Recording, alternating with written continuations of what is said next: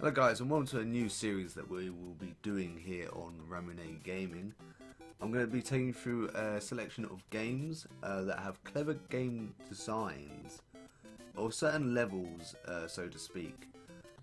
These levels will consist of some retro games and some more up-to-date games.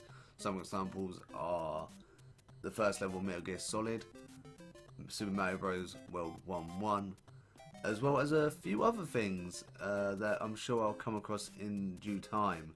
This series is literally just to highlight how clever some levels are, how they teach the player how to play, how they allow players to discover new elements, how they basically cater to the gamer's needs, whether it's at the beginning of the game or later in the game. I just want to highlight how much effort goes into some of these level designs, and hopefully you guys will be interested in this series.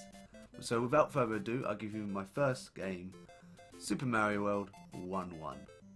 Welcome to Super Mario Bros. A very iconic game. You know what's more iconic than the game itself? The very first level, World 1-1. This level is here to allow you guys to learn the game and just to understand the mechanics of how the game works. At the moment I'm just going to do a quick fly through. You know, it's very iconic, so it'll be very quick, nothing too amazing. I'll try my best not to die, because I did that in my last recording and that was embarrassing. Alright, so the game's very iconic. It's very basically laid out. It's not long, it's quite short. You go through the game and then you make it to the end and then you're done. So what we're going to do now is we're going to hard set the system, and I'm just going to give you a very slower version of what we just witnessed, but in a way that I can show you how clever the game design is. So imagine you just bought Super Mario Bros. You bought your NES, you set out, it's your first game ever. You've never played a video game before. You're in a game. You start not moving. It's a static image. Well, what are you doing wrong? Well, you've got a controller in front of you. There's a lot of buttons. So what happens if I press the D-pad left? Oh, I move left. I can't go left. Oh, I guess I have to go right. It's very simple. It's actually the edge, so you know that you can't go left. Let's try going right. Oh, I can go right. So you're going right, and oh, I guess that's an enemy. So again, there's a Goomba right at the beginning, just to let you know that there's obstacles. Now, you've got to think as a player, how do you dodge that obstacle? Well, you could press some of these other buttons. So B, okay, that didn't do anything. I'm going to be killed. Okay. Maybe there's a way to attack. Maybe to jump. Maybe to get past him somehow. Oh, the A button jumps. Boom. Player now knows they can jump. What happens if I jump over him? Cool. Obstacle avoided.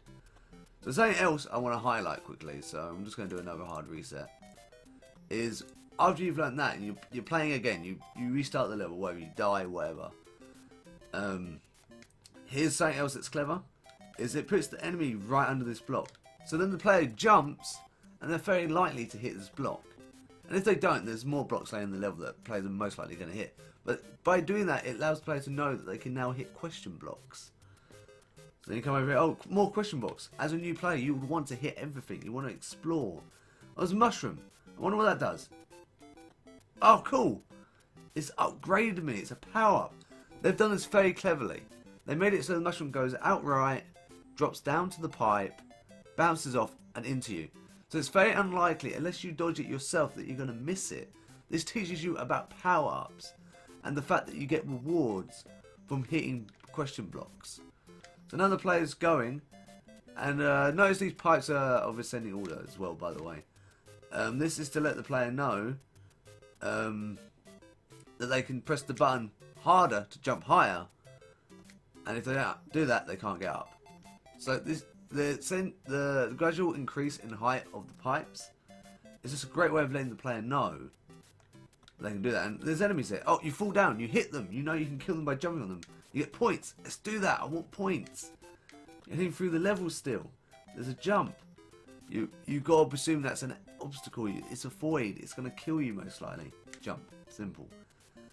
And then there's more bricks, you know, and it just builds up on this mechanic. So this area is actually meant to teach you to run.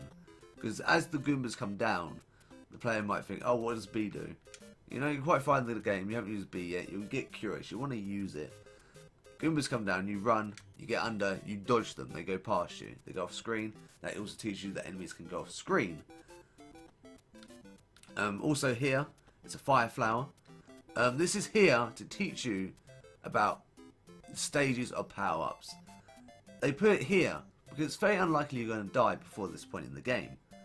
And what you have before this point in the game is the mushroom. So therefore you get the fire flower. And it's like, oh, I get a fire flower. And maybe the gamer doesn't understand why they got the fire flower at this point in time. But later in the game you will know.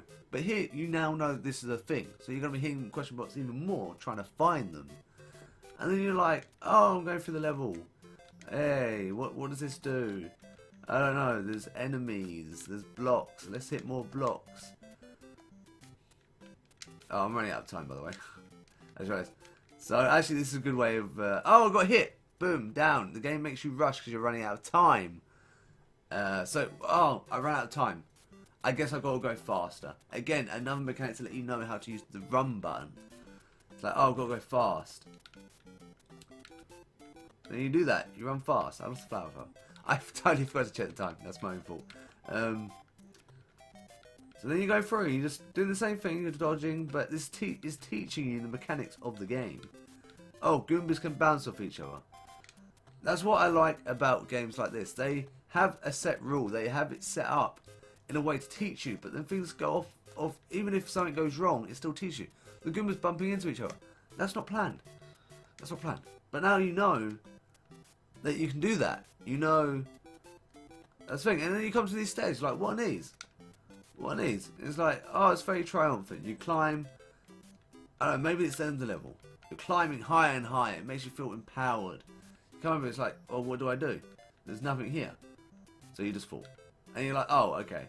And you get the, like, and you just think you're done. And now other people might, if you're rushing through the level, as I did before, jump really fast, and then you get to the top and you realise that there's more points.